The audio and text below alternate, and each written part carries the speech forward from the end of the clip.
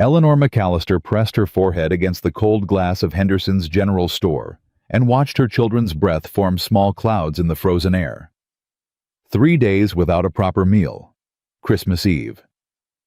And inside her pocket, exactly 11 cents, not enough for a loaf of bread, not enough for anything that mattered. She had promised them supper tonight. She had lied. If you want to follow Eleanor's journey to the very end, please subscribe to our channel and leave a comment telling us which city you're watching from. Now let's begin. The bell above Henderson's door announced Eleanor's entrance with a cheerful jingle that felt like mockery.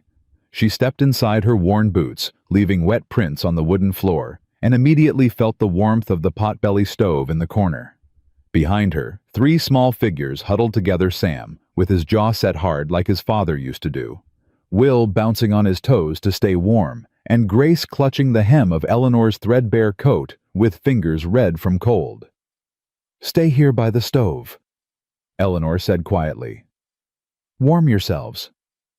"Ma, I ain't cold," Sam said, though his lips had turned slightly blue. "Don't argue with me.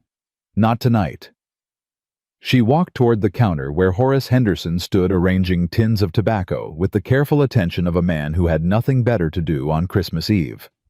His wife Mabel sat on a stool nearby, her sharp eyes tracking Eleanor's movement like a hawk watching a field mouse. "Mrs. McAllister," Horace's greeting carried no warmth. "What can I do for you?" Eleanor's hand found the 11 cents in her pocket. She had rehearsed this moment 100 times on the walk into town, had practiced keeping her voice steady, her chin up, her dignity intact. "I need provisions," she said. "Flour, salt pork, maybe some beans if you have them." Horace exchanged a look with his wife, the kind of look that passed between people who had already made up their minds. "Your account's past due, ma'am. Has been since September." "I know." Eleanor swallowed hard. "I was hoping the children haven't eaten properly in 3 days. If I could just put a little more on credit, I'll pay you back come spring when I sell." "Sell what?" Mabel's voice cut through like a blade. "That worthless land. Those half-dead cattle." "Mabel," Horace said, but without conviction. "No, Horace. I've held my tongue long enough." Mabel slid off her stool and approached the counter. "Mrs. McAllister, your husband was a good man.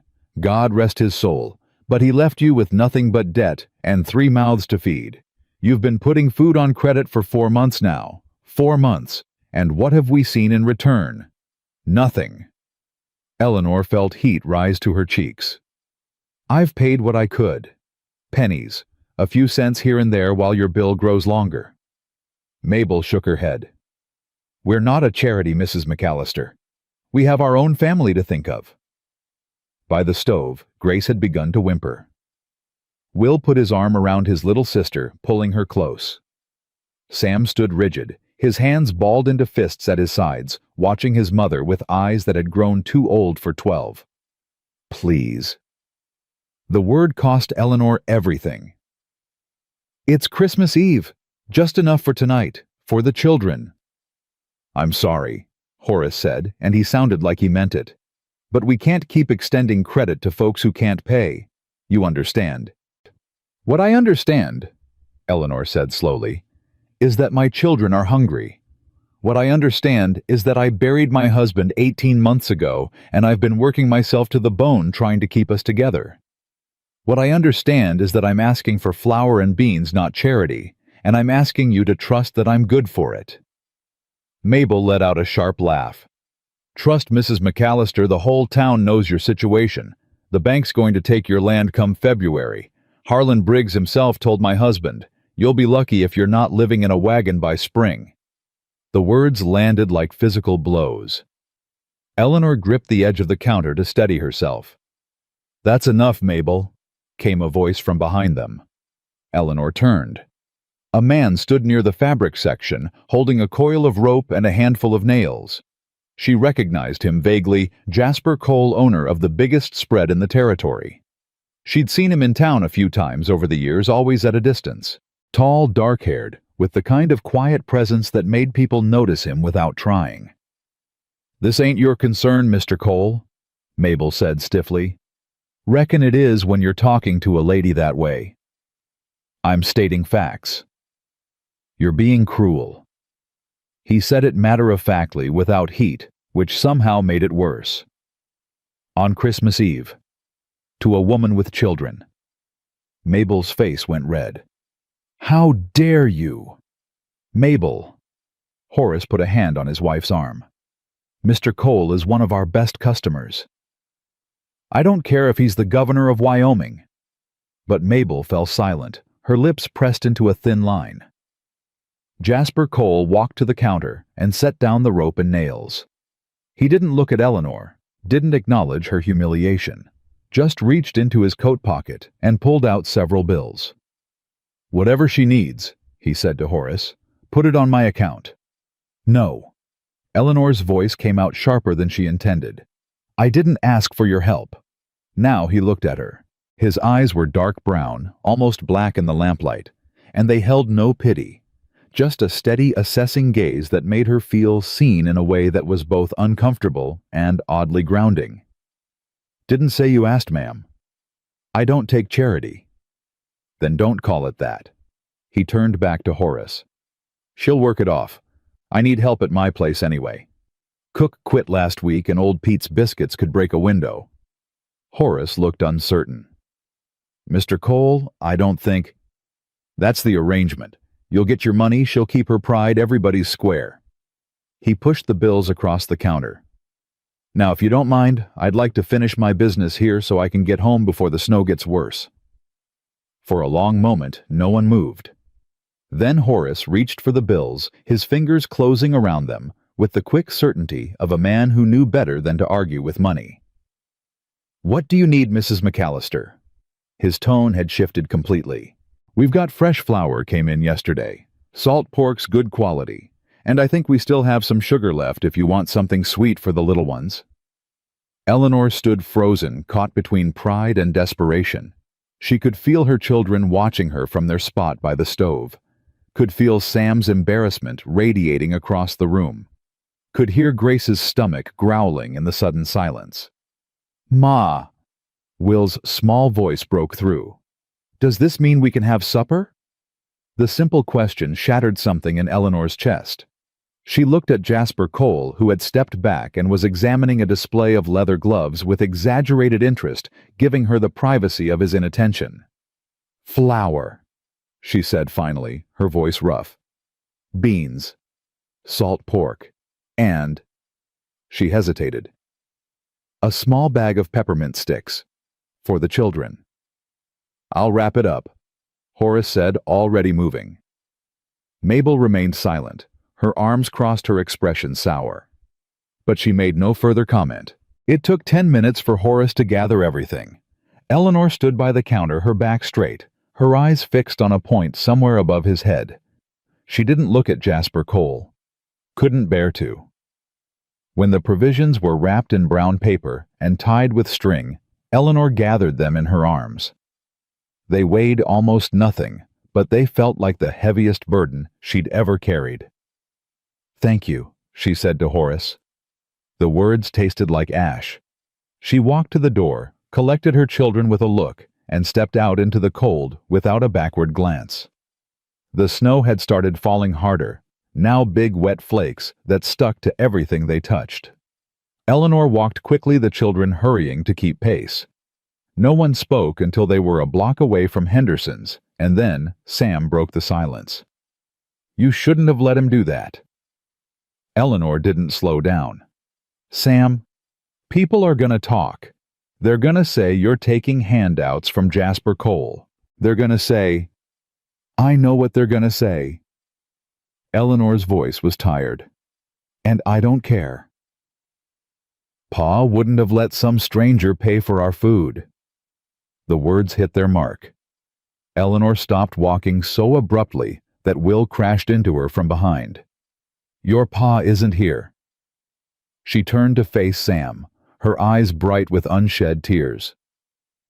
"Your pa is in the ground in the cemetery on the hill, and he left me with a farm. I can't run cattle, I can't feed, and 3 children who are starving on Christmas Eve. So you tell me, Sam, what exactly should I have done back there?" Sam's face crumpled for just a moment before he rebuilt his walls. "I'm just saying."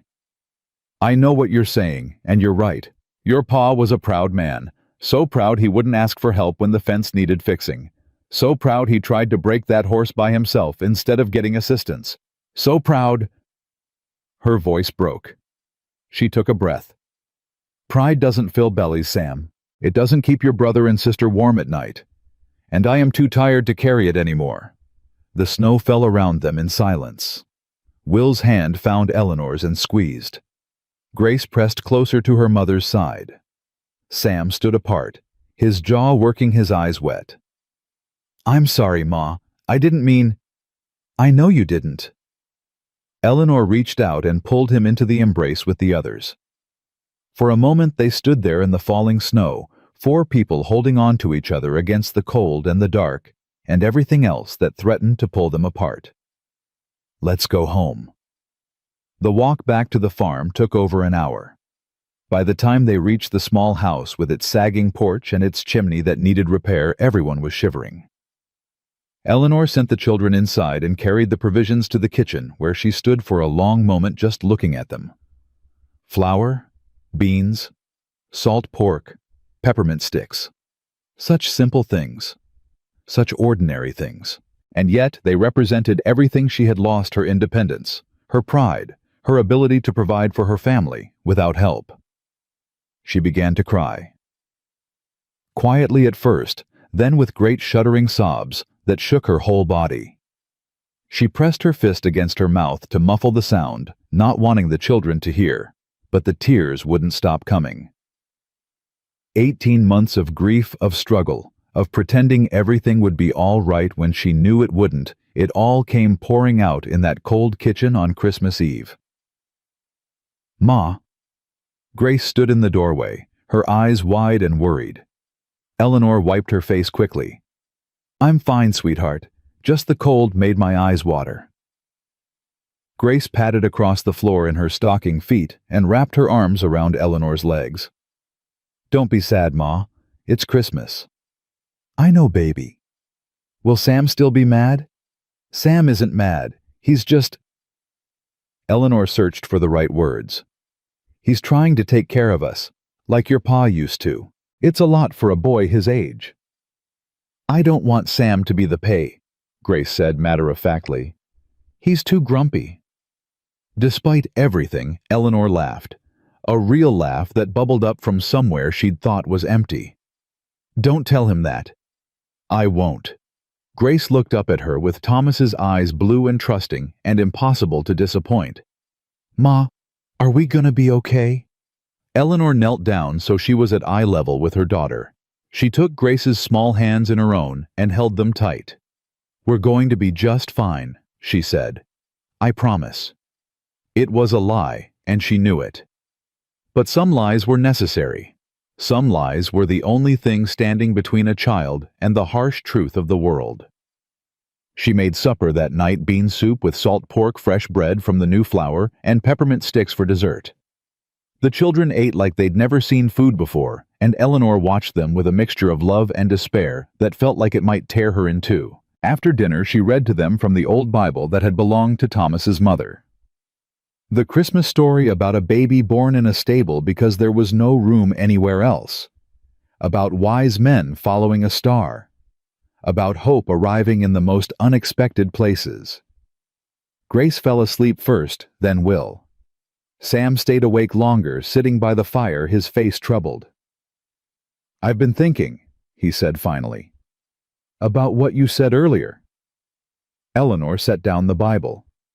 "What about it?" "You were right. Pa was proud. Too proud, maybe." Sam stared into the flames.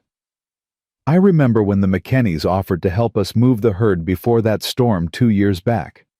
Pa said no. Said we could handle it ourselves. Lost 12 head that week. Your father was a good man. I know. But good ain't the same as smart, is it?" Eleanor felt her heart crack a little. Her boy was growing up too fast, learning lessons he shouldn't have to learn. "No," she said softly. "It isn't. That man today, Mr. Cole." Sam's jaw tightened. "I didn't like him paying for our food. Still don't. But maybe—" He stopped, struggled, continued. "Maybe accepting help don't make us weak. Maybe it just makes us practical." "When did you get so wise?" "Been spending too much time with old Widow Murphy." A ghost of a smile crossed his face. "She says a lot of things that make sense when you think about them later." Eleanor reached over and squeezed his shoulder. "Get some sleep, Sam. We'll figure things out tomorrow." "What about the man's offer? The job at his ranch?" "I'll think about it." Sam nodded and headed for the loft, where he shared a bed with Will. At the latter, he paused. "Ma, I'm sorry. For what I said about Pa. I know you loved him." "I still do," Eleanor said. "I always will." She sat alone by the dying fire for a long time after the children were asleep, thinking about Thomas, who had been her whole world for 11 years. Thinking about Jasper Cole, who had stepped forward when no one else would. Thinking about Harlan Briggs at the bank and the February deadline that was coming like a freight train. She didn't have answers, didn't know how she was going to save the farm, keep her children fed, maintain any shred of the dignity she'd fought so hard to preserve. But for tonight, her children had full bellies and warm beds. For tonight, that would have to be enough. The fire crackled and popped, sending small sparks up the chimney into the darkness above. Outside, the snow continued to fall, covering the world in white, hiding the mud and the broken fences and all the evidence of a farm falling slowly apart. Eleanor closed her eyes and made a decision. Tomorrow she would ride out to Jasper Cole's ranch. She would accept the job he'd offered not as charity, but as honest work. She would pay back every cent, clear her conscience, and then she would find a way forward that didn't depend on anyone else's kindness. She was Eleanor McAllister. She had buried a husband, survived a year and a half of barely scraping by, and raised 3 children who still knew how to laugh despite everything. She would not be broken by this. Not by the bank. Not by the whispers of people like Mabel Henderson. Not by the crushing weight of grief that still caught her off guard at unexpected moments. She would survive. For Sam, who was trying so hard to be the man of the house. For Will, who still believed everything would work out. For Grace, who asked if they were going to be okay, and trusted the answer without question. For Thomas, who had loved her enough to build a life with her, even if that life had crumbled after he was gone. Tomorrow would bring new challenges. New humiliations, probably. New struggles she couldn't even imagine yet. But tomorrow she would face them standing up. Eleanor McAllister went to bed on Christmas Eve with a plan, a prayer, and a stubborn refusal to give up. The snow fell all night long, and when morning came, the world looked clean and new, as if it had been waiting for her to decide what she would make of it. The ride to Jasper Cole's ranch took nearly 2 hours through snow that reached past the horses' knees. Eleanor had borrowed the wagon from Clara Jenkins, who had asked no questions but pressed a jar of preserves into her hands with a look that said she understood everything. Sam sat beside her on the bench, his silence louder than any words. Will and Grace huddled in the wagon bed behind them, wrapped in every blanket they owned. The morning sun had broken through the clouds, making the snow glitter like scattered diamonds, but Eleanor barely noticed. Her mind was fixed on what lay ahead. "You don't have to come," she said to Sam for the 3rd time. "You could have stayed home with the others. And let you face him alone." Sam's jaw tightened. "No, ma'am. He's not an enemy, Sam. He's a stranger who thinks he can buy us. He thinks nothing of the sort." Eleanor kept her eyes on the road. "He offered work, honest work. There's no shame in that." Sam made a sound that might have been agreement or might have been disgust. Eleanor chose not to press him. The Cole Ranch announced itself with a wooden arch over the main road, the name burned into the crossbeam in letters that had weathered decades of Wyoming winters. Beyond it, the land opened up into rolling hills, dotted with cattle, more cattle than Eleanor had ever seen in one place. Fences stretched in every direction, well-maintained and solid. The barn was twice the size of her entire house, painted red with white trim. And the main house, Eleanor's breath caught. It wasn't a mansion. Nothing like the fancy places she'd seen in photographs from back east. But it was substantial, built from timber and stone, with a wide porch that wrapped around 3 sides and smoke rising from 2 different chimneys. Windows caught the morning light. A dog barked somewhere behind the barn. "That's a lot of house for one man," Sam muttered. Eleanor didn't respond. She guided the wagon up the main drive past outbuildings and corrals until she reached the hitching post near the front porch. Before she could climb down, the front door opened. Jasper Cole stepped out dressed in work clothes, denim trousers, a heavy wool shirt, boots that had seen years of hard use. He looked different here than he had in Henderson's store. More at ease somehow. Like a man standing on ground that belonged to him. "Mrs. McAllister." He tipped his hat. "Wasn't sure you'd come." "I said I would." "Folks say a lot of things." Eleanor climbed down from the wagon, ignoring the hand he offered. "I'm not folks, Mr. Cole. I'm a woman who pays her debts." Something flickered in his eyes, amusement maybe, or respect. "Fair enough." The children had scrambled out of the wagon bed. Will stood with his mouth open, staring at everything. Grace pressed close to Eleanor's side, and Sam positioned himself slightly in front of his mother, his posture rigid with mistrust. Jasper's gaze moved over each of them in turn, lingering longest on Sam. "You must be the eldest." "Samuel McAllister." Sam didn't offer his hand. "Sir." "Jasper Cole. Welcome to my place." The two stared at each other for a long moment. Eleanor felt the tension crackling between them like heat lightning before a storm. "Mr. Cole," she said quickly, "perhaps we should discuss the arrangement." "Of course." Jasper stepped back and gestured toward the house. "Come inside. Old Pete's got coffee on, and I think there might be some biscuits left from breakfast." "Biscuits?" Will's head swiveled toward the house with sudden interest. "Will," Eleanor said warningly, "let the boy eat." Jasper was already walking toward the porch. "Growing children need food. That's not charity, ma'am. That's common sense." Inside the house was warm and surprisingly comfortable. Not fancy, but well kept. A fire crackled in a stone fireplace, large enough to roast a whole pig. Leather furniture sat before it, worn soft from years of use. Books lined one wall, more books than Eleanor had seen outside of a schoolhouse. Old Pete turned out to be a weathered man somewhere north of 60, with skin like tanned leather and eyes that missed nothing. He set out coffee and biscuits without being asked, then retreated to a chair in the corner where he proceeded to whittle something that might have been a horse. "Sit," Jasper said. And it wasn't quite a command, but wasn't quite a request either. Eleanor sat. The children arranged themselves around her, Grace on her lap, Will on the floor by her feet, Sam standing behind her chair like a guard dog. "Here's what I'm thinking," Jasper said, settling into a chair across from her. "I need someone to cook and keep house. My last cook left 3 weeks ago, family emergency back in Missouri. Old Pete does his best, but my biscuits are fine," Old Pete said without looking up from his whittling. "Your biscuits could be used as ammunition, Pete." Builds character. Despite herself, Eleanor felt her lips twitch.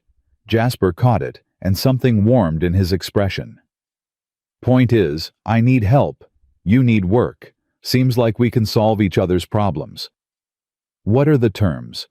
"Meals for me and Pete, keeping the house in order, laundry once a week." He paused. "Room and board for you and the children plus wages. $2 a week." Eleanor's heart stuttered. $2 a week was more than fair, it was generous. More than generous. With room and board included, she could save everything she earned. Could put money toward the bank debt. Could maybe, just maybe, keep the farm.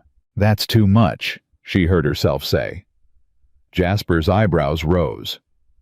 "Most folks argue for more, not less. Most folks haven't been called a charity case in public." Eleanor met his gaze steadily. "I'll take fair wages, Mr. Cole. Nothing more. Ma, Sam said quietly, a warning in his voice. Hush, Sam. Jasper studied her for a long moment. $1.50 a week, he said finally. Room and board. And the children can attend school in town. I'll see they have transport when the weather allows.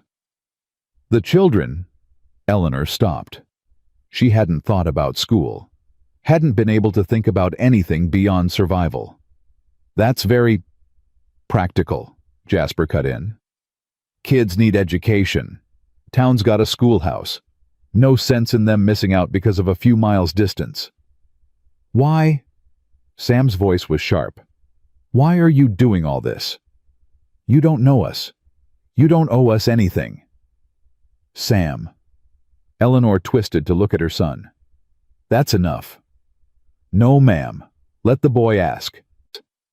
Jasper turned his attention to Sam, and something in his posture shifted, a subtle straightening, a squaring of shoulders, man to man. You want to know why? I do. Because I remember what it's like. Jasper's voice was quiet, but carried weight. My pa died when I was about your age, left my mother with a ranch she couldn't run and debts she couldn't pay. Folks in town, some helped, some didn't. The ones who didn't. He shook his head. I remember their faces. Remember how they looked at my mother like she was already beaten, like she was less than them because she needed help. Sam's rigid posture softened almost imperceptibly. My mother worked herself half to death keeping us afloat, Jasper continued. Took in laundry mending whatever she could find. And every single person who helped us, everyone, I remember them too. I made a promise to myself back then. When I had something to give, I'd give it. No questions, no judgment, no strings. That's a nice story, Sam said, but his voice had lost its edge. It's not a story, it's the truth. Jasper leaned forward. You want to hate me for helping your mother, that's your right. But don't mistake kindness for pity, son. I don't pity your family. I respect the hell out of a woman who walks into a store full of people who've already written her off and asks for what she needs anyway. Takes more courage than most men I know could muster. Eleanor felt heat rise to her cheeks. She looked down at Grace, who had fallen asleep against her shoulder to avoid meeting anyone's eyes. When would you want us to start? She asked. Tomorrow's fine. I'll send a wagon for your things. Jasper stood. There's a room upstairs used to be my mother's. 2-bed space for a third if we bring one up from storage. Should fit all of you comfortable enough. We have a home, Mr. Cole. I know you do, but it's a long ride in winter and the work starts early. Makes sense for you to stay here during the week. Go home on Sundays if you want. He paused. Your choice, of course. Always your choice. Eleanor thought about the farmhouse with its drafty windows and leaking roof. Thought about the dwindling woodpile and the empty root cellar. Thought about her children sleeping 3 to a bed because it was the only way to stay warm. We'll stay, she said. During the week. Good! Jasper nodded once, then turned to Will, who had been staring at him with undisguised fascination. You like horses, boy? Will's eyes went wide. Yes, sir. Got a mare in the barn just foaled last month. Prettiest little filly you ever saw. Want to see her? Will looked at Eleanor with such desperate hope that she couldn't have refused even if she'd wanted to. Go on, she said. But mind your manners. Will was out of his chair before she finished speaking. Jasper caught Eleanor's eye briefly, a silent acknowledgement of something she couldn't quite name, and then followed the boy out. The room felt different with him gone. Smaller somehow, though that made no sense. Ma'am? Old Pete set aside his whittling and fixed Eleanor with a penetrating stare. You want to know something about that man? Eleanor tensed. What's that? 15 years I've known him. Watched him build this place from nothing. Watched him lose his mother, lose a woman he loved, lose damn near everything that mattered. Old Pete shook his head slowly. Never once seen him offer what he offered you today. I don't understand. The house. The room that was his mother's. Old Pete's voice was gruff but not unkind. He don't let nobody in there. Not the cook who worked here 6 years. Not the hands who've been with him since the beginning. Nobody. Eleanor didn't know what to say to that. Didn't know what it meant or why it made her chest feel tight. I ain't saying nothing more than what I said. Old Pete picked up his whittling again. Just thought you ought to know. Sam had moved to the window and stood looking out at the snow-covered land. Eleanor watched him, saw the conflict in the set of his shoulders, the boy who wanted to hate Jasper Cole, warring with the boy who had just heard his own story reflected back at him. Sam, she said quietly, come sit with me. He came settling into the chair Jasper had vacated. For a moment, they just sat there, Grace sleeping between them, the fire crackling old Pete's knife making soft sounds against wood. He lost his paw too, Sam said finally. When he was my age. He did. Doesn't mean I have to like him. No, it doesn't. Sam was quiet for a long moment. But maybe I don't have to hate him either. Eleanor reached over and took her son's hand. He was 12 years old, trying to be a man carrying burdens no child should have to carry. And somehow, despite everything, he was still capable of reconsidering his judgments, still capable of grace. That's all I ask, she said. The next morning, Jasper's wagon arrived at the McAllister farm just after dawn. Eleanor had spent the night packing clothes, a few precious books, her mother's quilt, Thomas's Bible. Everything else stayed behind waiting for their Sunday returns, proof that they hadn't given up their home entirely. The ride back to the Cole Ranch felt different than the day before. Less like a defeat, more like a beginning. Will chattered the entire way about the filly he'd seen, about how Mr. Cole had let him pet her soft nose, about how maybe if he was good, he'd get to learn to ride properly.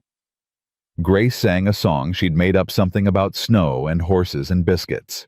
Even Sam seemed less tense, though he still watched the approaching ranch with wary eyes. Eleanor's first day of work began before the sun had fully risen. She found her way to the kitchen, a large, well-equipped room that would have made her mother weep with envy, and started breakfast.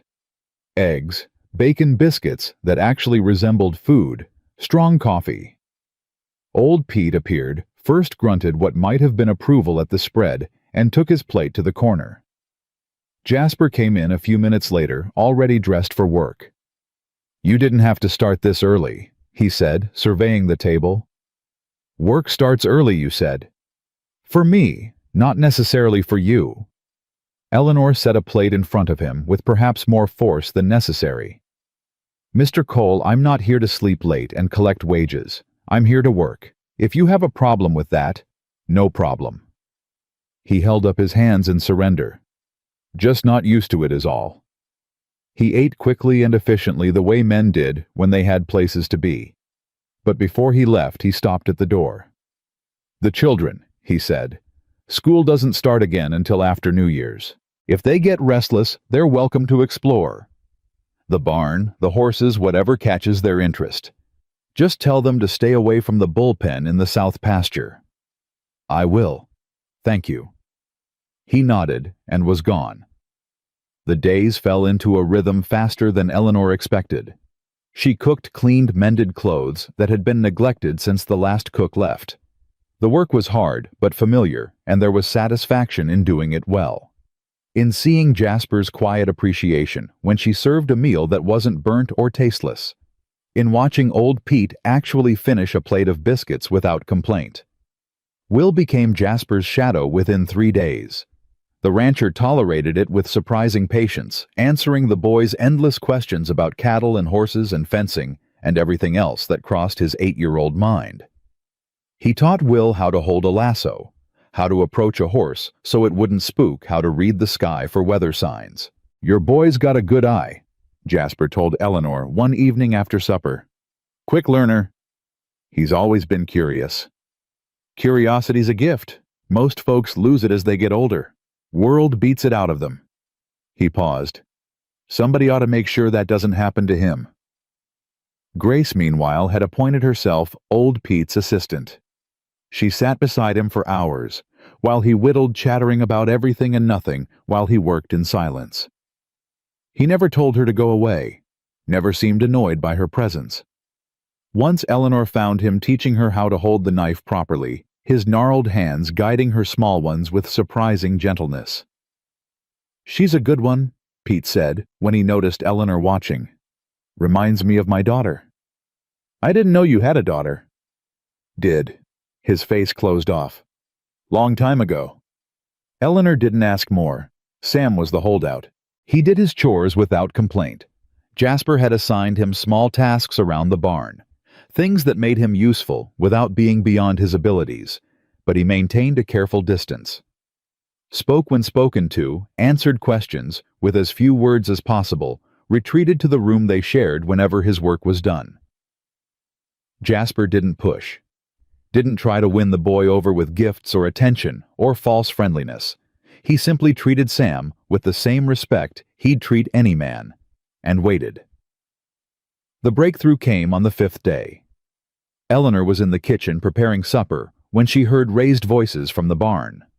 She wiped her hands and hurried outside, her heart pounding.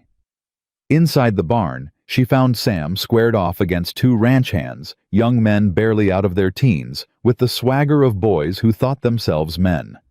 They had Sam backed against a stall door, their postures aggressive. "Think you're something special, don't you?" one of them was saying. "Living up in the big house with the boss while the rest of us sleep in the bunkhouse." "I didn't ask for special treatment," Sam said. His voice was steady, but Eleanor could see his hands shaking. "No, your mama asked for it." The second hand laughed. "Pretty convenient, ain't it? Widow shows up with a sob story, and suddenly she's living in Cole's house, cooking his meals, warming his—" "Don't." Sam's voice went cold. "Don't you dare finish that sentence." "Or what, you gonna make me, little boy?" Sam moved before Eleanor could intervene. He threw himself at the larger hand fists, swinging. The impact knocked them both to the ground, but the ranch hand was bigger, stronger. Within seconds he had Sam pinned, his arm drawn back for a punch that would do real damage. "Enough!" Jasper's voice cut through the barn like a whip crack. He stood in the doorway, his expression harder than Eleanor had ever seen it. The ranch hand scrambled to his feet. "Mr. Cole, I heard what you were just doing."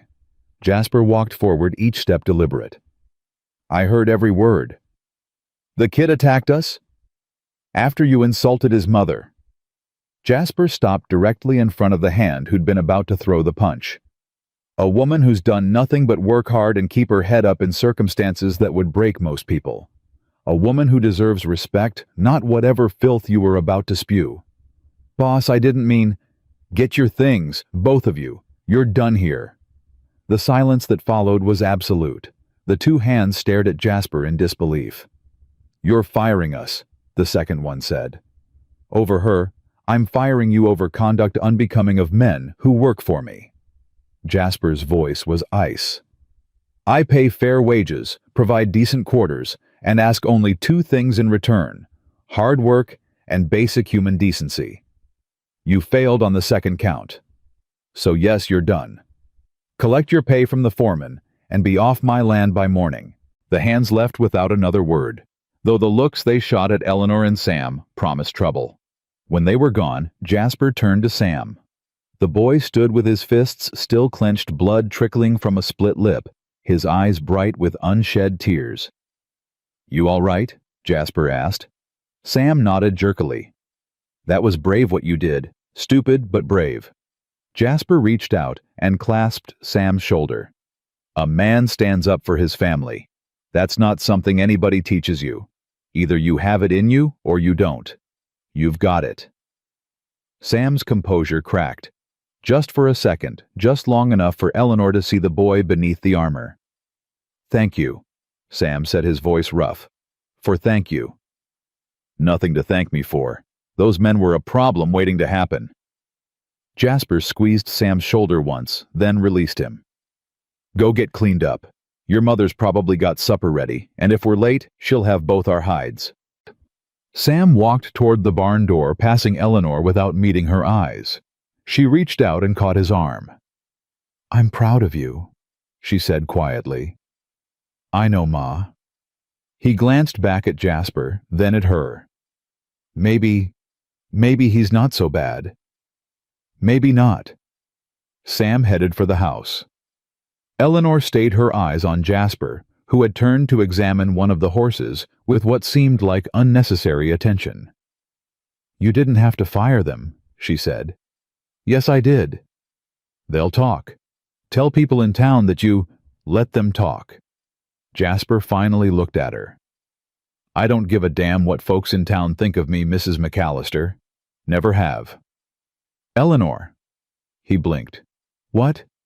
My name is Eleanor. Mrs. McAllister was my mother-in-law, and she's been dead for 7 years. She took a breath. If we're going to be living in your house working alongside each other every day, you might as well call me by my name. Jasper was silent for a moment. Then slowly he nodded. Eleanor. The way he said it, careful like he was testing the weight of it, made something flutter in her chest. In that case, you'd better call me Jasper. Mr. Cole makes me feel like my father. Jasper. She tried it out.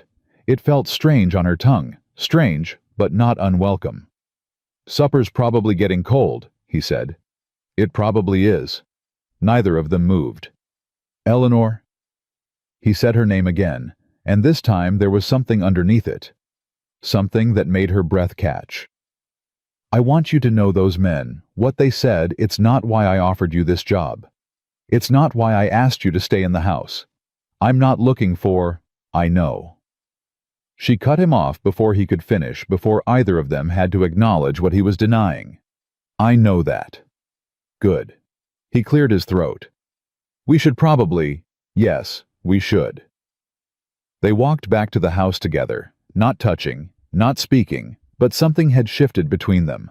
Something small but significant, like the first crack in ice before spring. At supper that night, Sam sat beside Jasper for the first time. They talked about the ranch, Sam asking questions about the cattle operation, Jasper answering with patient detail. Will interrupted constantly with his own questions, and Grace made everyone laugh by announcing that she was going to marry old Pete when she grew up because he made the best wooden horses. I'm honored, Miss Grace, Pete said solemnly. But I think you might want to wait a few years before making that decision.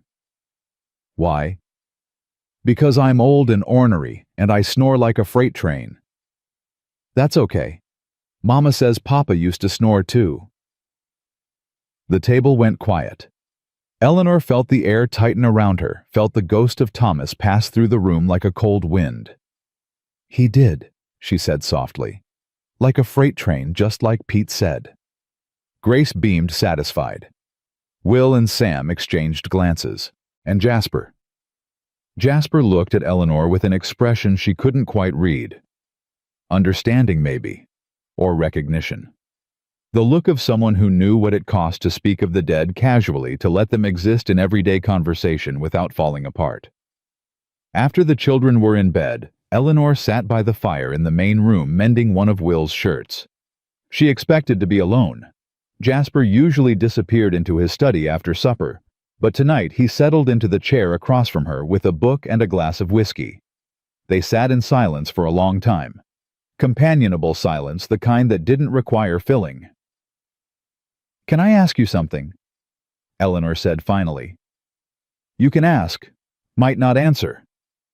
Fair enough. She set down her mending.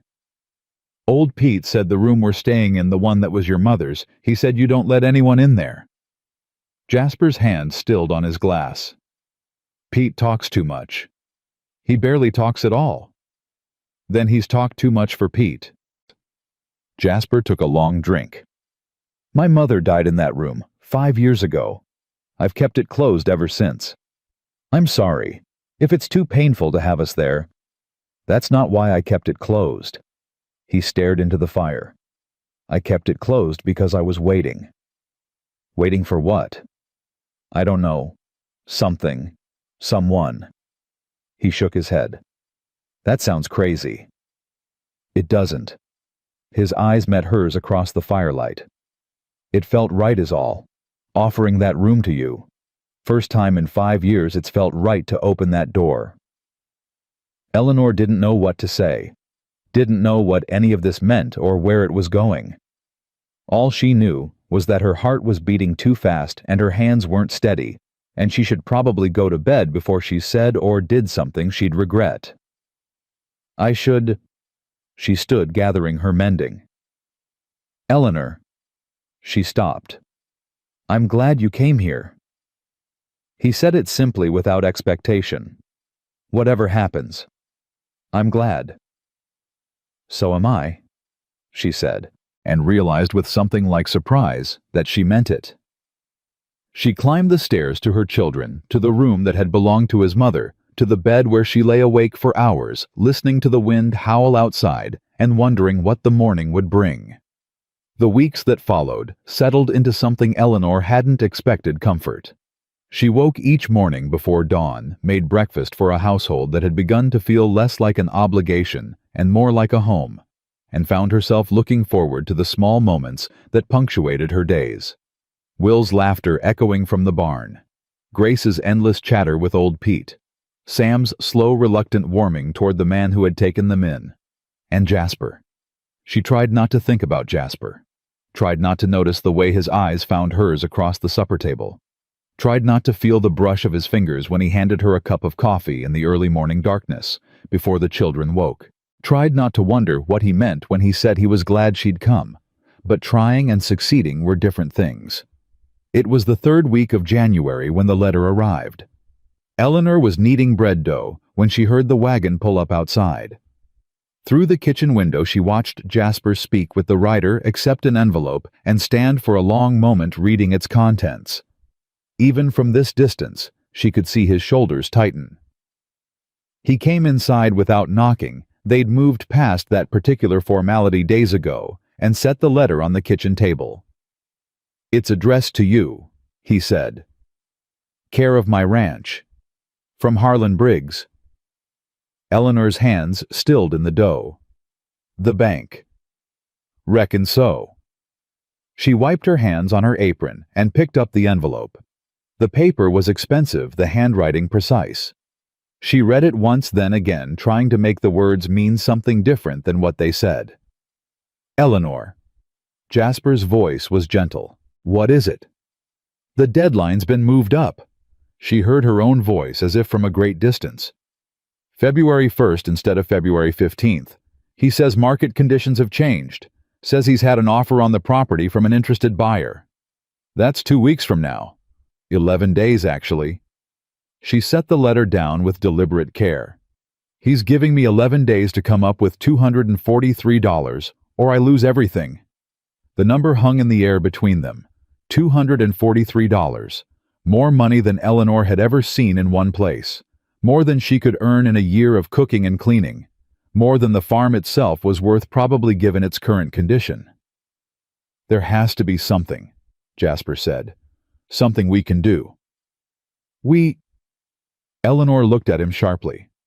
This isn't your problem, Jasper. The hell it isn't. My husband's debt. My land. My responsibility. Your children's home. He stepped closer, and she could feel the heat of him, the solid presence that had become so familiar. Sam and Will and Grace, they grew up on that farm. Their father is buried on that land. You telling me that's not worth fighting for? Of course it's worth fighting for. Eleanor's voice cracked. But some fights can't be won. Some things are just... She stopped, pressed her fist against her mouth. She would not cry. Not now. Not in front of him. Just what lost. The word came out as a whisper. Some things are just lost, and no amount of fighting changes that. Jasper stood silent for a long moment. Then he reached out and took her hand, the first time he had touched her, deliberately, intentionally, and held it between both of his. I have money, he said. Enough to pay off the bank 10 times over. Eleanor went rigid. No. Eleanor. I said no. She pulled her hand free. I didn't come here to be someone's charity case, Jasper. I came here to work, to earn an honest wage, to pay my debts through my own labor.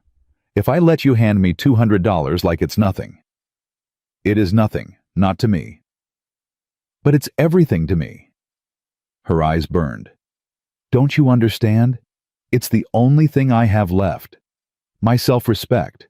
The knowledge that whatever happens, I didn't just roll over and let someone else fix my problems. I've already taken too much from you. I can't take this too. Can't or won't? Does it matter? Jasper's jaw tightened. She watched him fight with himself, watched the frustration war with understanding across his features. Finally, he stepped back. All right, he said. Your decision. I'll respect it. Thank you. But Eleanor... He paused at the kitchen door. If you change your mind, if it comes down to losing that farm or accepting help from someone who... He started again. The offer stands. Whatever you need. No strings, no obligations, just one person helping another. He left before she could respond. Eleanor stood alone in the kitchen, flour on her hands, tears streaming down her face, and wondered when she had become the kind of woman who couldn't tell the difference between pride and stupidity. That night, the temperature dropped.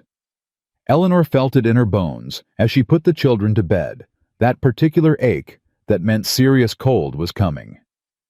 She lay awake listening to the wind pick up, rattling the windows, howling around the corners of the house like something alive and hungry.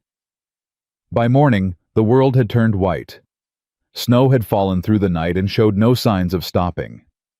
The drifts against the barn reached nearly to the roofline. The cattle huddled together in the corrals, their breath forming clouds in the bitter air. Jasper was already dressed and heading out when Eleanor came downstairs. Stay inside today, he said. All of you. This storm's going to get worse before it gets better. Where are you going? Got to check on the herds in the north pasture. Make sure they've got shelter. He pulled on his heavy coat, his gloves. Pete'll stay here. Anything happens, you find him. Be careful. He paused at the door and looked at her. Really looked the way he did sometimes. That made her feel like he was seeing everything she tried to hide. Always am, he said, and was gone. The day passed slowly. Eleanor kept the children occupied with chores and games, trying not to let her anxiety show. The storm grew fiercer as the hours wore on. By mid-afternoon, she could barely see the barn through the blowing snow. By evening, the world outside the windows had become a solid wall of white. Jasper didn't return. He'll be fine. Old Pete said at supper, but his eyes kept drifting to the window, and his whittling knife stayed still in his hands. Man knows this land better than anyone. Probably holed up somewhere waiting out the worst of it. Probably. Eleanor agreed and tried to believe it. She put the children to bed early, then sat by the fire with Pete, neither of them speaking, both of them listening to the wind. At 10 o'clock, she heard something, a sound beneath the howling, like a voice calling. She was on her feet before she knew she was moving. Stay here, Pete said, reaching for his coat. No. Eleanor was already at the door. I'm coming with you. They pushed out into the storm together, the cold hitting Eleanor like a physical blow. The snow was thigh-deep in places, and the wind nearly knocked her off her feet. She could see nothing, only white, endless white, and somewhere in that white, a voice. Jasper! She screamed his name into the wind. Jasper! Over here! Pete's shout came from somewhere to her left. Eleanor, over here! She fought through the snow toward his voice, and found them, Pete kneeling beside a dark shape in the drift, a shape that moved weakly as she approached. Jasper. He was covered in ice, his face gray with cold, his body shaking so violently she could see it even through the storm. His horse was nowhere to be seen. Horse spooked, he managed through chattering teeth. Through me. Been walking. Don't know how long. Help me get him up, Pete said. Together they hauled Jasper to his feet. He could barely stand, his legs giving out beneath him. Eleanor ducked under his arm, taking his weight against her shoulder. feeling how cold he was even through layers of clothing. "Come on," she said. "Stay with me. Just a few more steps." The distance to the house felt like miles. By the time they stumbled through the door, Eleanor was gasping for breath, and Jasper had stopped shaking, a worse sign, she knew, than the shaking itself. "Get him by the fire," Pete ordered. "We need to warm him up, slowly. Too fast and it'll kill him." They stripped off his frozen clothes, Eleanor's hands moving efficiently, despite the terror clawing at her chest, and wrapped him in blankets. Pete built up the fire until the room was almost unbearably hot. Eleanor sat beside Jasper on the floor, rubbing his hands between her own, talking to him in a steady stream she couldn't have repeated if her life depended on it. "Stay awake," she said. "Jasper, you have to stay awake. Look at me. Keep your eyes on me." "Eleanor." His voice was a rasp. "The cattle. In the north pasture. I don't care about the cattle. They'll die. Storm this bad. Let them die." She gripped his face between her hands, forced him to meet her eyes. "Do you hear me? Let them all die. I don't care. Just stay awake. Just keep breathing. Please." Something flickered in his gaze. Surprise maybe, or wonder. "Didn't know you cared." "Don't be an idiot." She was crying now, couldn't stop. "Of course I care. Of course I—" She couldn't finish the sentence. Couldn't say the words that crowded her throat. Because saying them would make them real, and real things could be lost, and she had already lost so much. "Eleanor." Jasper's hand found hers, his grip weak but deliberate. "I was wrong. Earlier. About your pride." "What are you talking about? You said your self-respect was all you had left." His eyes held hers. "That's not true. You've got those children upstairs who think you hung the moon. You've got strength that most people couldn't imagine. And you've got—" He stopped, coughed. "You've got me. If you want me. Jasper. I know it's too soon. No, you're not ready. No, you might never be ready." His voice was fading exhaustion and cold, pulling him under. "But I needed you to know. Before, just in case, needed you to know." "In case of what?" Eleanor's heart was hammering. "In case you die." "You're not dying, Jasper Cole. I won't allow it. Do you hear me? I won't allow it." A ghost of a smile crossed his lips. "Yes, ma'am. I mean it. You don't get to say something like that and then leave me. That's not fair." "Never said I was fair." His eyes were closing. "Just said I was yours. If you wanted." He slipped into unconsciousness before she could respond. Eleanor sat beside him through the night, holding his hand, watching his chest rise and fall, bargaining with God and fate, and anything else that might be listening. She thought about Thomas dead in the ground at the farm she couldn't save. Thought about all the years she'd loved him, all the years she'd grieved him. Thought about how she'd believed that part of her heart was closed forever, buried with her husband in the cold Wyoming earth. She thought about Jasper Cole, who had bought her groceries without asking for thanks, who had given her work and a room and dignity when she'd had nothing, who had defended her honor and fired men who'd insulted her, who had told her about his mother's room, about the feeling that he'd been waiting for something, for someone. "Don't you dare die," she whispered to his sleeping form. "Don't you dare." By morning, his fever had broken. The storm had passed, leaving behind a world transformed. Snow drifted high against every building, the air crystalline and still, the sky a blue so pure it hurt to look at. Eleanor was still sitting beside him when his eyes opened. "You're here," he said, his voice rough but stronger. "Where else would I be?" He looked at her, at the circles under her eyes, the exhaustion written across her face, the hand that still held his, and something shifted in his expression. Something that looked almost like hope. "Did you mean it?" Eleanor asked before she could lose her nerve. "What you said last night, did you mean it? Every word? Even the part about being mine? Especially that part?" Eleanor closed her eyes. She could feel the weight of the past 18 months pressing down on her.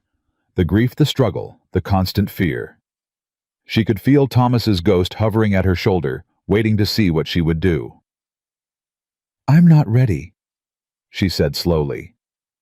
"I don't know if I'll ever be ready. I loved my husband. Part of me will always love him. And I have children to think about, and a farm I'm about to lose, and I know." Jasper squeezed her hand. "I'm not asking for promises, Eleanor. I'm not asking for anything. I'm just telling you how I feel. What you do with that information is up to you. What if I can't give you what you want? What I want is for you to be happy, whether that's with me or without me." He struggled to sit up, winced, settled for propping himself against the chair behind him. "I've spent 5 years alone in this house, Eleanor. 5 years eating meals by myself, talking to nobody but Pete, watching the seasons change without anyone to share them with. I told myself I was fine with it, told myself I didn't need anyone. And now I know I was lying." His eyes never left hers. "You and those children, you've filled up spaces in this house I forgot were empty. You've made me remember what it feels like to matter to someone. And I don't want to go back to the way things were. I can't." Eleanor felt tears building again. "Jasper, you don't have to answer now. Don't have to answer ever if you don't want to. But I needed you to know the truth. Whatever happens with the farm, whatever happens with Briggs and the bank, you've got a place here. All of you. For as long as you want it." Before Eleanor could respond, footsteps thundered on the stairs. Will burst into the room, followed by Sam and Grace, all three of them wide-eyed with relief and excitement. "Mr. Cole!" Will launched himself at Jasper with enough force to make the man grunt. "Pete said you almost died. He said Ma saved you. Did she now?" Jasper caught Will with one arm, his eyes finding Eleanor's over the boy's head. "She did," Grace announced solemnly. "Old Pete said she sat with you all night and wouldn't let go of your hand. He said, 'That's enough, Grace.'" Eleanor's cheeks burned. "Mr. Cole needs rest, not interrogation." "I'm fine." Jasper was still looking at her. "Never been better, actually." Sam had hung back near the door, watching the scene with an expression Eleanor couldn't quite read. Now he stepped forward. "I'm glad you're all right, sir," he said. "When you didn't come back last night—" He stopped, swallowed. "We were worried." "We—" Jasper raised an eyebrow. "I was worried." Sam's voice was rough. "I know I haven't been. I know I've been." He struggled for words. "You've been good to us, better than we deserved. I should have said so before."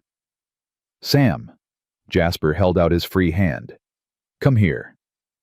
Sam crossed the room slowly, as if approaching something that might bolt. Jasper gripped his shoulder the way he had that day in the barn, the day of the fight. "You don't owe me anything," Jasper said. "Not gratitude, not trust, not anything you're not ready to give. But I want you to know, whatever happens, I think your father would be proud of you. The way you've stepped up for your family. The way you've carried burdens no boy your age should have to carry. That takes a man's courage, and you've got it in spades." Sam's composure cracked. For just a moment, Eleanor saw her son as he really was not the man he was trying to become, but the boy who still missed his father, who was still scared, who still needed someone to tell him he was doing all right. "Thank you," Sam whispered. "Sir." "Jasper," he corrected. "I think we're past sir by now." Sam nodded jerkily.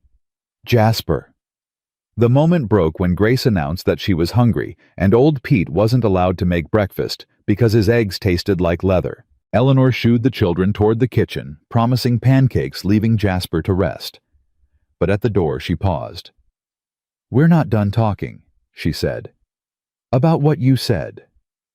"I know. I just need time to think. Take all the time you need." Jasper settled back against the pillows. exhaustion clearly catching up with him. "I'm not going anywhere." Eleanor nodded and left him there, her heart full of feelings she couldn't name. Her mind spinning with possibilities she'd never let herself imagine. In the kitchen, she made pancakes while her children laughed and argued and filled the room with noise. Old Pete sat in his corner, whittling, pretending not to watch her with those knowing eyes. "Storm's past," he said eventually.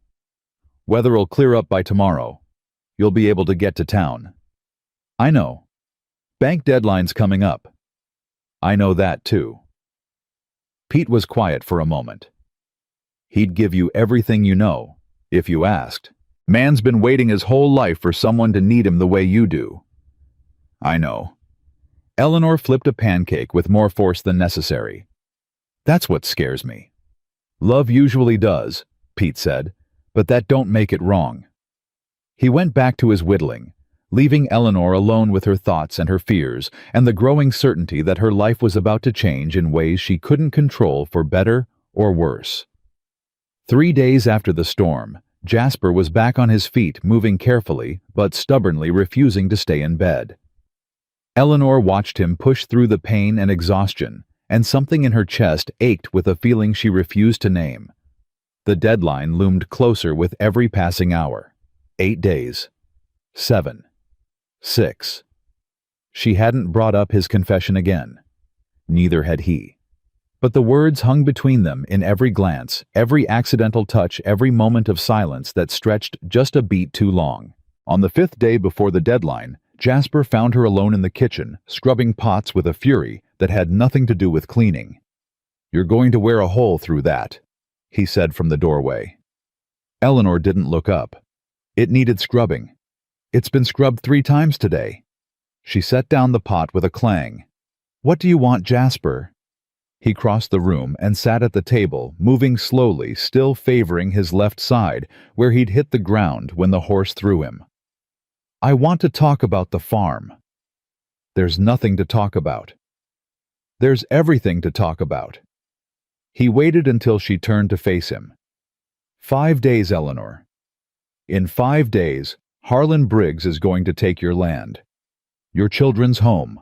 Everything Thomas built. "You think I don't know that?"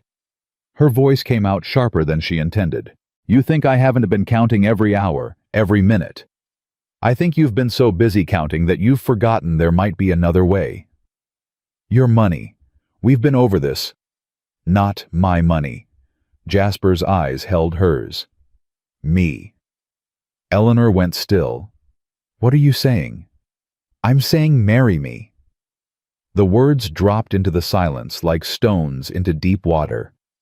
Eleanor felt them ripple through her, disturbing everything they touched. "Jasper, hear me out." He leaned forward. "As my wife, what's mine becomes yours, legally, automatically. The bank can't touch you, can't touch the children. The farm stays in the family." "That's not you can't." "I can, I am." His voice was steady, but she could see the tension in his shoulders, the way his hands gripped the edge of the table. "It solves everything. 1 trip to the preacher, and Briggs can go to hell." "And what about you?" Eleanor's throat was tight. "What do you get out of this arrangement?" "You know what I get." "Say it." "You." The word was simple, raw. "I get you. And Sam and Will and Grace. I get a family. Something to come home to. Someone to share this life with." He paused. "That's worth more than any amount of money." Eleanor turned away, pressing her hands flat against the counter to stop them from shaking. "You're asking me to marry you to save my farm." "I'm asking you to marry me because I want to marry you. The farm is just an excuse." She spun back to face him. "A convenient reason for me to say yes when I might otherwise say no. Is that what you think this is?" "I don't know what to think." Her voice broke. 3 weeks ago I was a stranger begging for credit at Henderson's store. Now you want to make me your wife? How am I supposed to believe this is real?" Jasper stood slowly, crossed to where she stood, and stopped just close enough that she could feel the warmth of him. Do you remember what I said the night of the storm? You said a lot of things. I said I was yours, if you wanted me. His hand came up, hesitated, then gently brushed a strand of hair from her face. That wasn't about the farm, Eleanor. That wasn't about money or debt or Harlan Briggs. That was about you. Just you. But if there was no farm, I'd still be standing here, still be asking. His thumb traced her cheekbone featherlight. The farm just makes the timing urgent. It doesn't change how I feel. Eleanor closed her eyes. She could feel herself weakening, feel the walls she'd built starting to crumble. It would be so easy to say yes, to let him save her, to fall into the safety he was offering and never look back. But easy wasn't the same as right. I can't, she whispered. Jasper's hand dropped. Can't or won't? Both. She opened her eyes, made herself meet his gaze. I can't marry you like this, Jasper. Not because I'm desperate. Not because it's the only way to save what Thomas left me. If I ever marry again... She stopped, steadied herself. It has to be because I choose it, not because I'm cornered. And what about the children? What about Sam and Will and Grace? Don't they deserve to keep their home? Don't. Eleanor's voice went hard. Don't you dare use my children to manipulate me. I'm not manipulating you. I'm asking you to think about... I think about nothing else. The words exploded out of her. Every second of every day I think about them, about what I owe them, about what I can't give them, about how I've failed them in every way that matters. Tears were streaming down her face now, but she didn't care. You think I want to lose that farm? You think I want to tell them their father's grave belongs to someone else? Now, it's killing me, Jasper. Every single day it's killing me. Then let me help. This isn't help. She backed away from him, putting distance between them. This is you swooping in to fix everything because you can't stand to watch me struggle. This is you trying to buy something that isn't for sale. That's not fair. None of this is fair. Eleanor wiped her face with the back of her hand. I appreciate what you've done for us, more than I can ever say. But I won't be someone's charity bride. I won't spend the rest of my life wondering if you married me out of love or pity. It's not pity. Then what is it? Because from where I'm standing, it looks like a rich man trying to purchase a grateful wife. The words hit their mark. She saw it in the way Jasper flinched, the way his expression shuddered. Is that really what you think of me? His voice was quiet now, dangerously quiet. Eleanor wanted to take it back, wanted to unsay every cruel word that had just come out of her mouth. But her pride wouldn't let her. I don't know what to think, she said instead. I don't know anything anymore. Jasper stood there for a long moment, his jaw tight, his eyes unreadable. Then he nodded once. All right, he said. Your choice. I'll respect it. He walked out without another word. Eleanor stood alone in the kitchen, shaking sick with regret and something that felt terrifyingly like grief. She had done the right thing. She had protected herself, protected her children from depending on someone who might one day leave them. So why did it feel like she had just lost everything that mattered? The following days were agony. Jasper was polite, distant, unfailingly courteous, and completely closed off. He spoke to her only when necessary, ate his meals in silence, disappeared into his study after supper instead of sitting by the fire. The children noticed. Of course they noticed. Did you and Mr. Jasper have a fight? Grace asked one morning while Eleanor braided her hair. Adults don't have fights, sweetheart. Then why won't he talk to you anymore? Eleanor's hands stilled. Sometimes grown-ups just need space to think. About what? Complicated things. Is it about the farm? Grace twisted to look at her mother. Old Pete says the bankman is going to take our farm. Old Pete talks too much. Are we going to have to leave? Are we going to live in a wagon like that lady at the mercantile said? Grace? I don't want to live in a wagon, Mama. The girl's eyes filled with tears. I want to stay here with Mr. Jasper and old Pete and the horses and— Shh. Eleanor pulled her daughter into her arms. Everything's going to be all right. Promise? Eleanor held her tighter and said nothing at all. That afternoon she found Sam in the barn mucking out stalls with a violence that went far beyond what the task required. Sam? He didn't look up. Ma. Want to tell me what's wrong? Nothing's wrong. You've been stabbing that pitchfork into the hay like it owes you money. Sam's movement slowed, then stopped. He leaned on the pitchfork handle, his back to her. I heard you, he said. The other day, in the kitchen. Eleanor's stomach dropped. Sam, he asked you to marry him. Sam's voice was flat. He offered to save the farm, save all of us, and you said no. It's not that simple. Isn't it? Sam turned, and his eyes were blazing. He loves you, Ma. Anyone with eyes can see it. And you love him too. Don't pretend you don't. How I feel doesn't. It's everything. Sam threw down the pitchfork. You're going to let us lose our home, Pa's home, because you're too proud to admit you have feelings for someone who isn't Pa. That's enough. Is it because the way I see it, you're being selfish? You're putting your pride ahead of Will and Grace, ahead of me. His voice cracked. Pa's been dead for 18 months, Ma. He's not coming back. And I think he'd want you to be happy. I think he'd want all of us to be happy. You don't know what your father would want. I know he wouldn't want us homeless. Sam's anger was bleeding into something else now, fear maybe, or grief. I know he wouldn't want Grace crying every night because she's scared. I know he wouldn't want Will pretending everything's fine when he knows it isn't. We're falling apart, Ma, and you could fix it. You could fix everything. By selling myself to the highest bidder. By letting yourself love someone who loves you back. Sam's shout echoed through the barn. That's not selling yourself, Ma. That's living.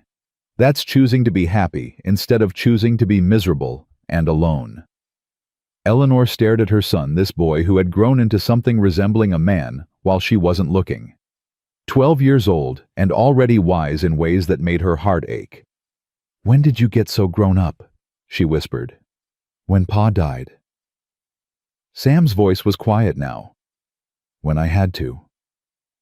She crossed the distance between them and pulled him into her arms.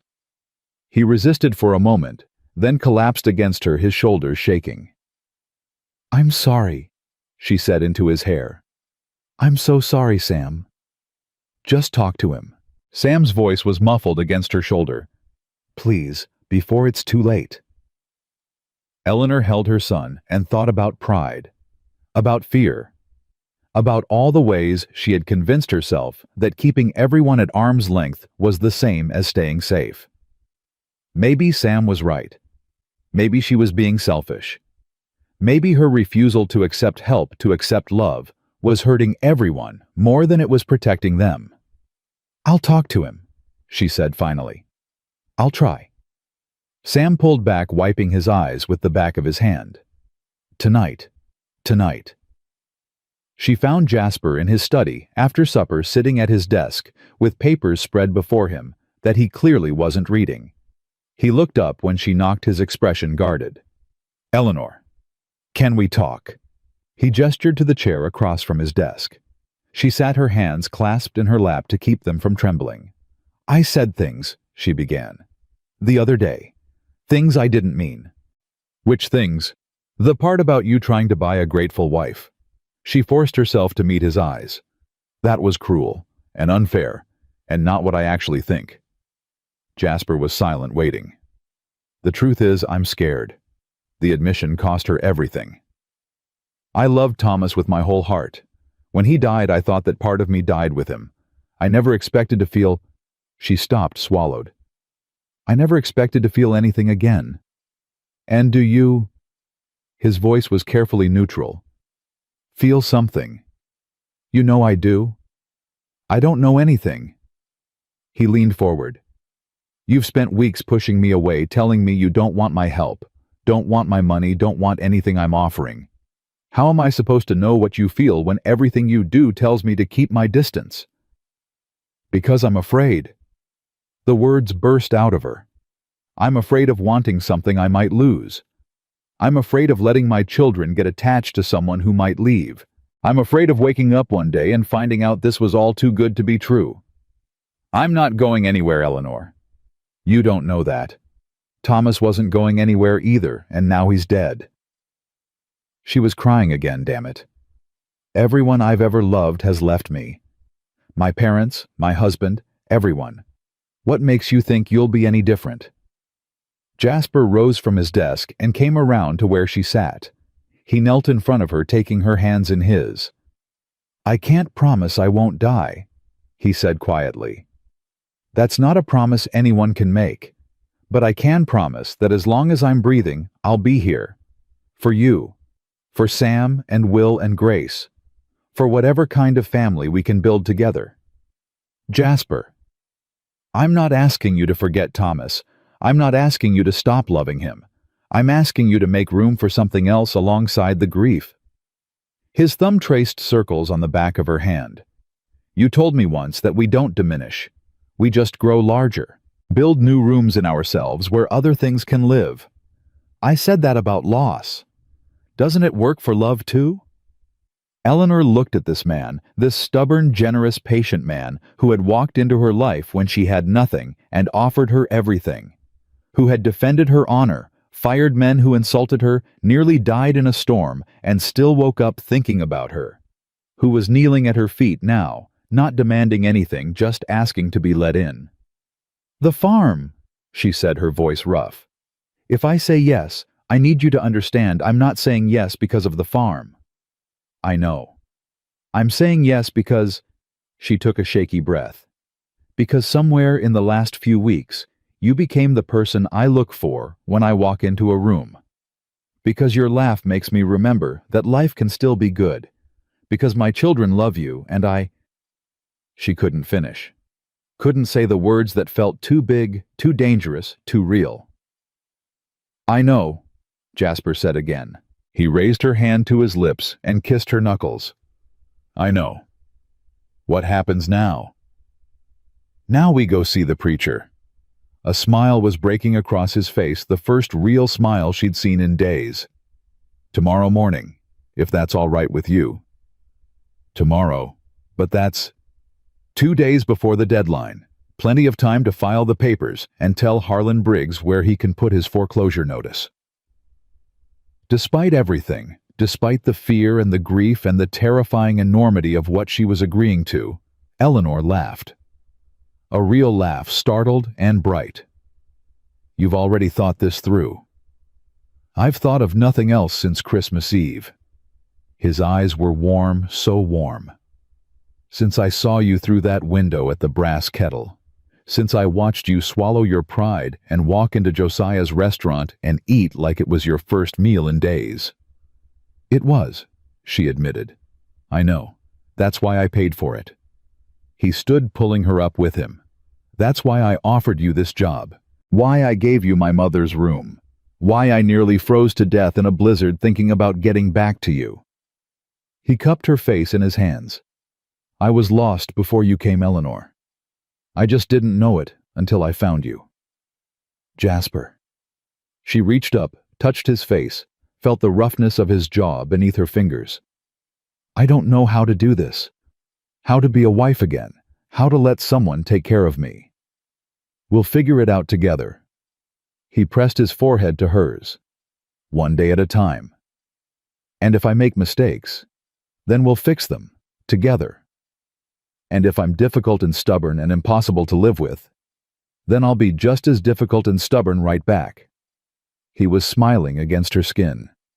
I'm not looking for easy, Eleanor. I'm looking for real. I'm looking for you. She kissed him then, or he kissed her, or they kissed each other. It didn't matter who moved first.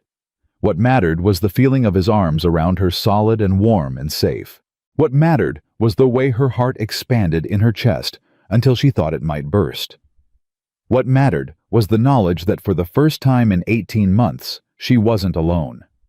When they finally broke apart, both breathing hard, Jasper rested his chin on top of her head and held her close. "We should tell the children," he said. "They'll be happy. Will's going to ask if he can live in the barn with the horses." Eleanor laughed again. It was getting easier. Probably. And Sam. She thought about her eldest son, about his wise eyes, and his heavy burdens, and his fierce protective heart. Sam already knows. He's the one who convinced me to talk to you. Remind me to thank him. You can thank him by being the man I know you are. She pulled back to look at him. He needs that Jasper. Needs someone to show him that strength doesn't mean carrying everything alone. That asking for help isn't weakness. "I'll try," Jasper said. "I'll try to be whatever he needs. That's all any of us can do."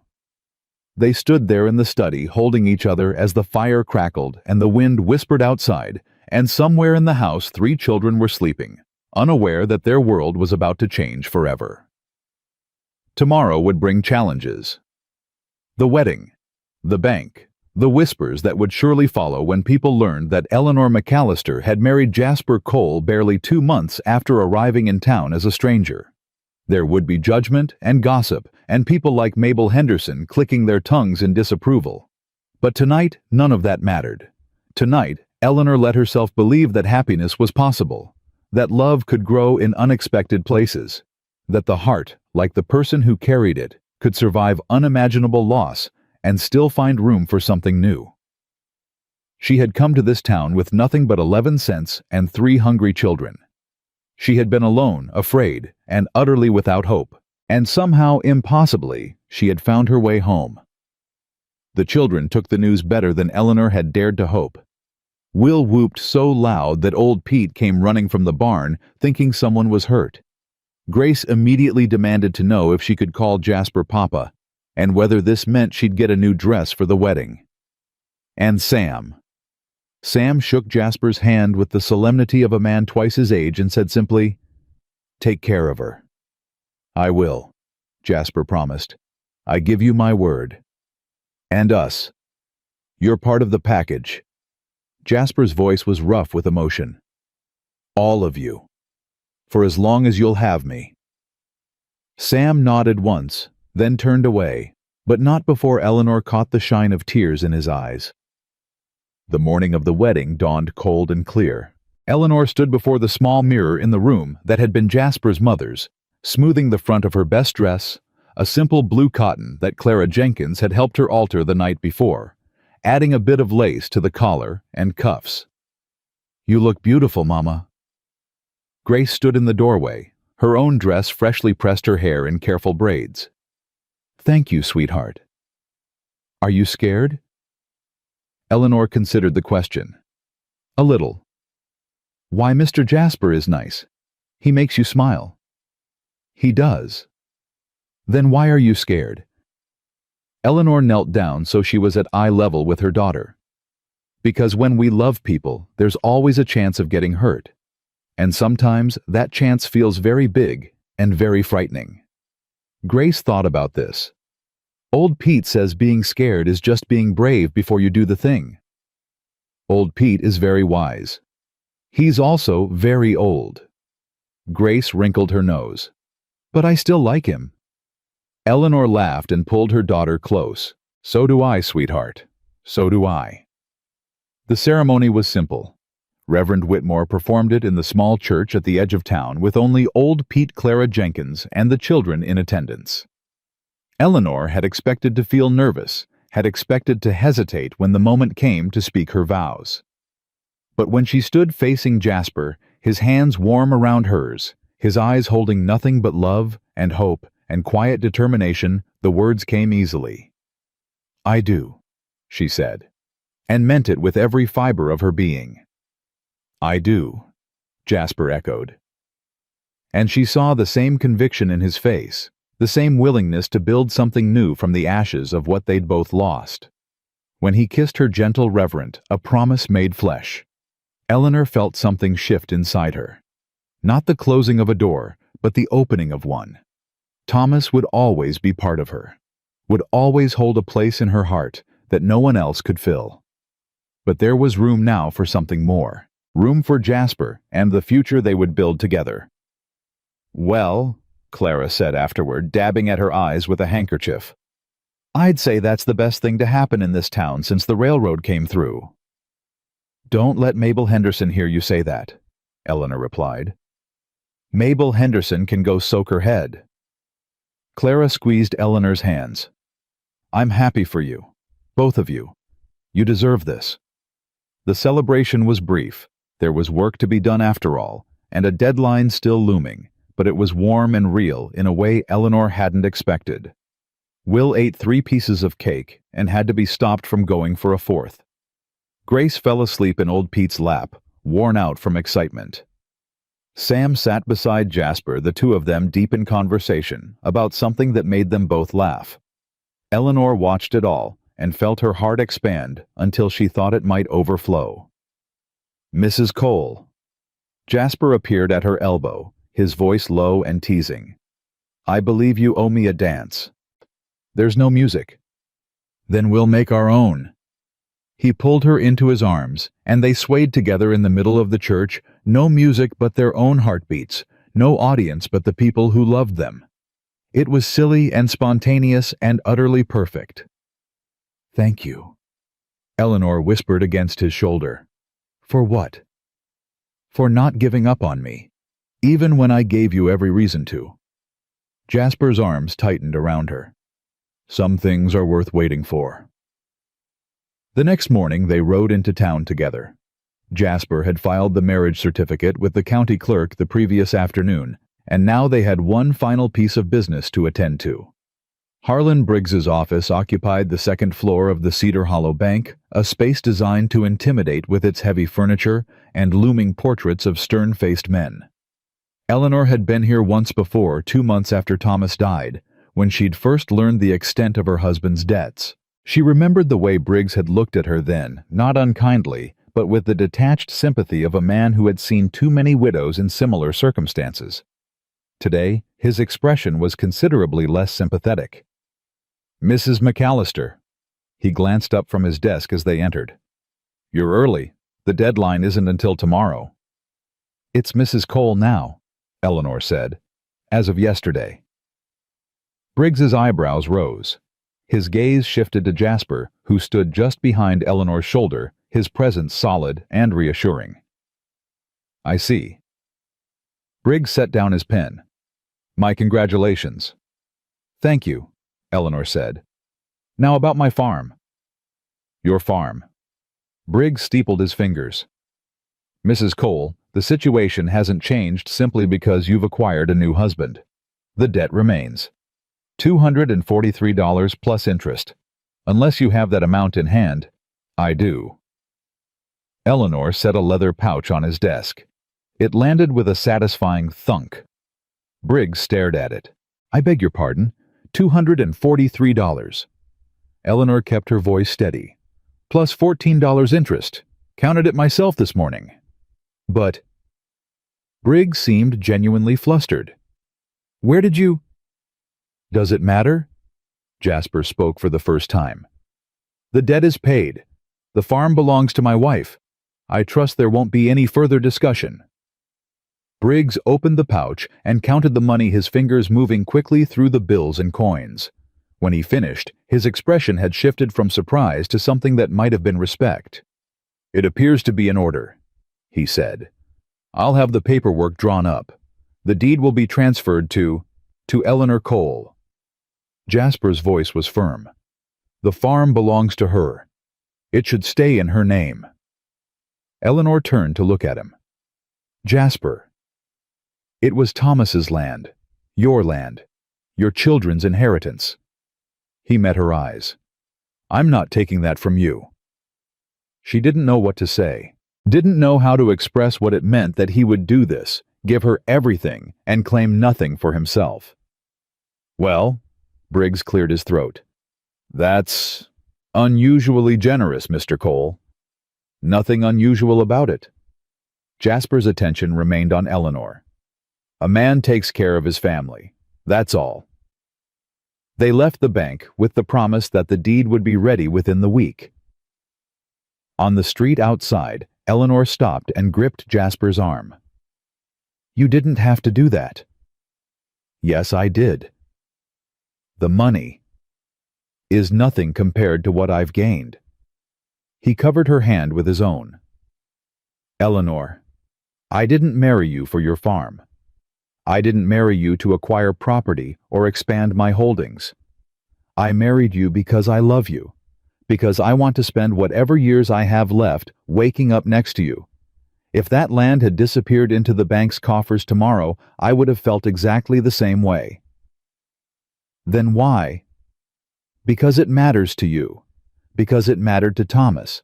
Because Sam and Will and Grace deserve to know that their father's legacy is secure."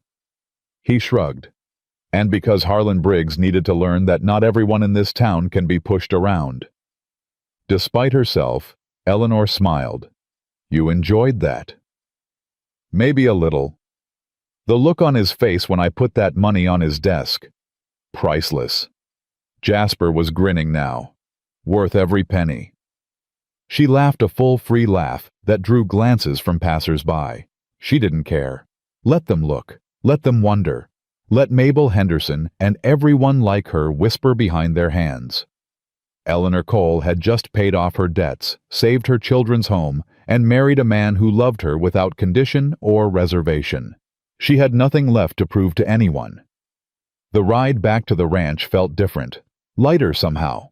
The weight Eleanor had been carrying for 18 months, the grief, the fear, the constant struggle hadn't disappeared entirely. But it had shifted, redistributed itself into something she could bear. When they arrived home, the children came running. Grace launched herself at Jasper with such force that he staggered back a step. Will demanded to know every detail of the confrontation with Mr. Briggs, clearly hoping there had been a fistfight. And Sam simply nodded at Eleanor, a small smile playing at the corners of his mouth. "It's done," he asked. "It's done." "Good." He took a breath. "I'm glad, Ma. Really glad." "So am I."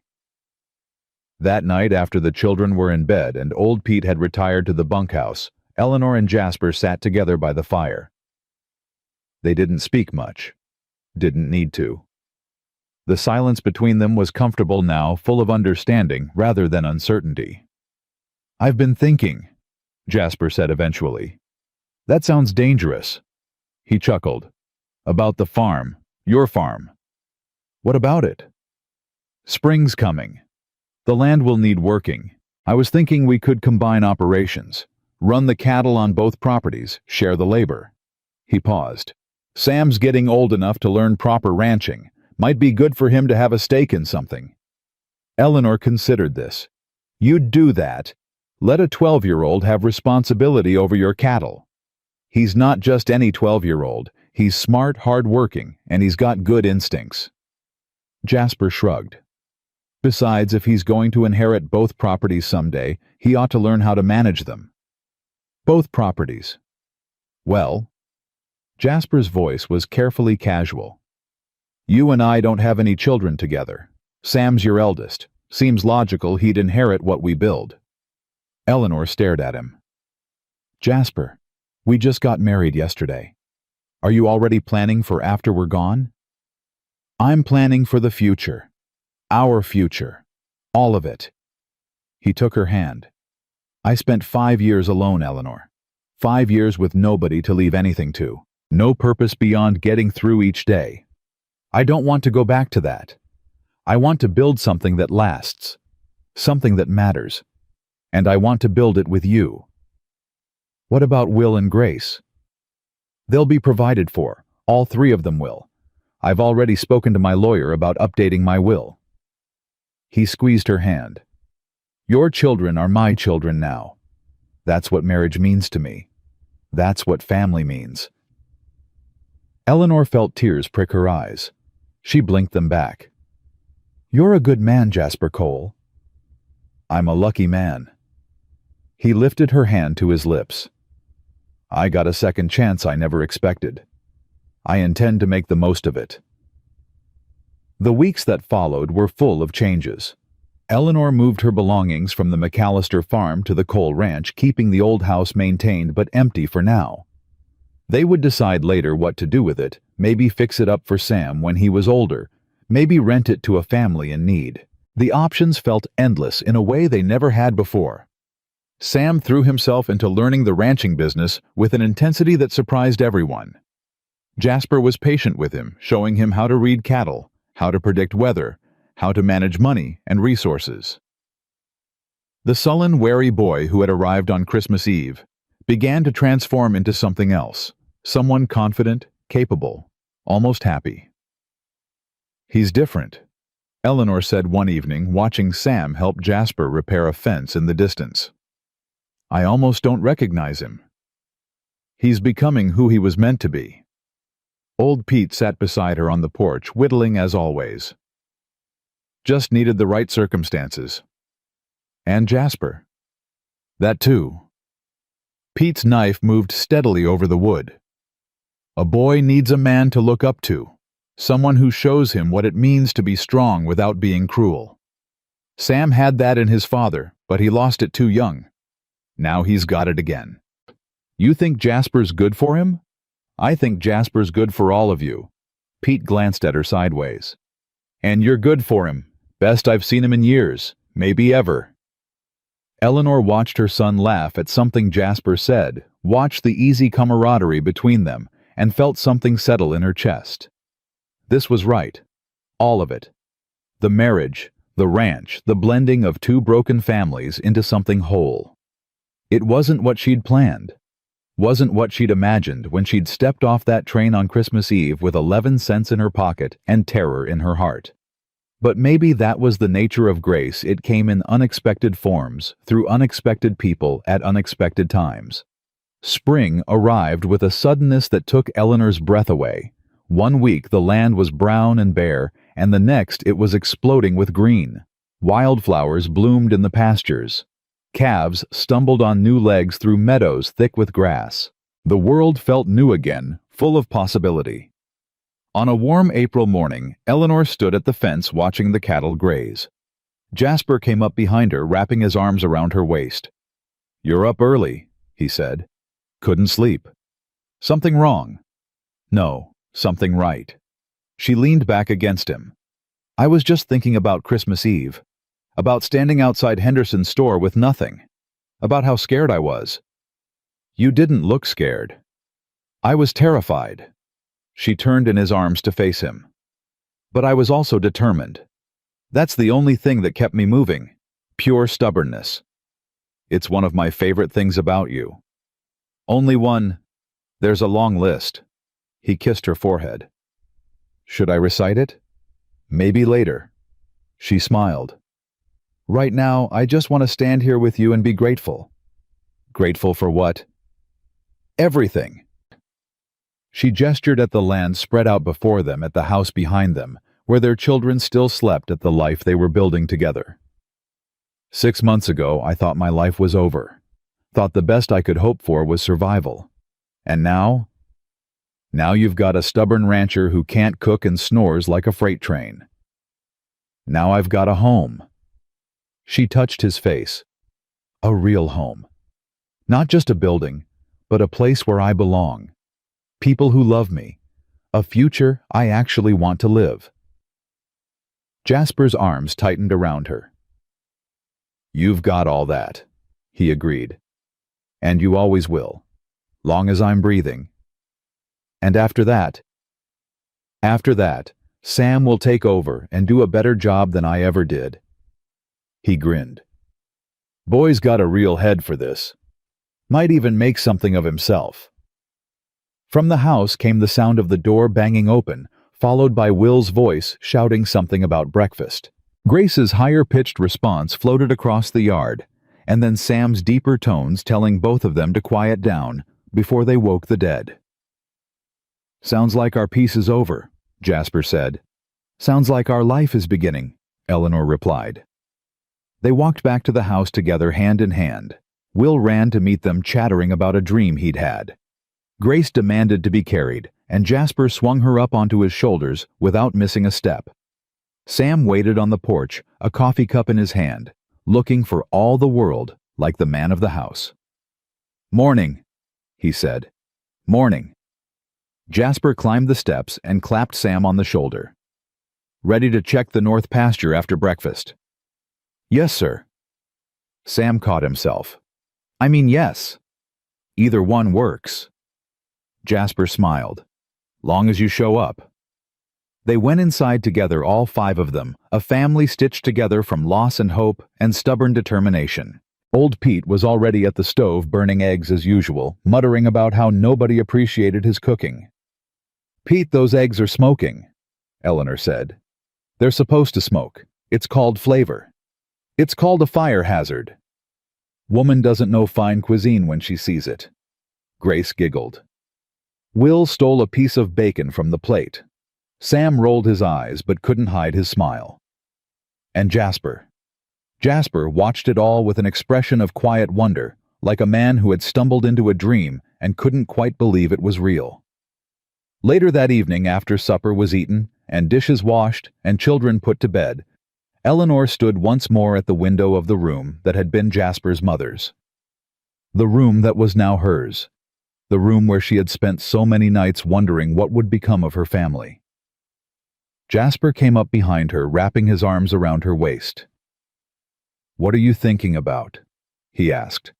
"The first night we stayed here. How scared I was. How sure I was that this wouldn't last, that something would go wrong and we'd end up worse off than before. And now I think." She paused, searching for the right words. "I think that sometimes the worst thing that ever happens to you leads to the best thing. I think that losing Thomas, as terrible as it was, somehow led me here, to you, to this life I never imagined." "You think it was meant to be?" "I don't know about meant to be."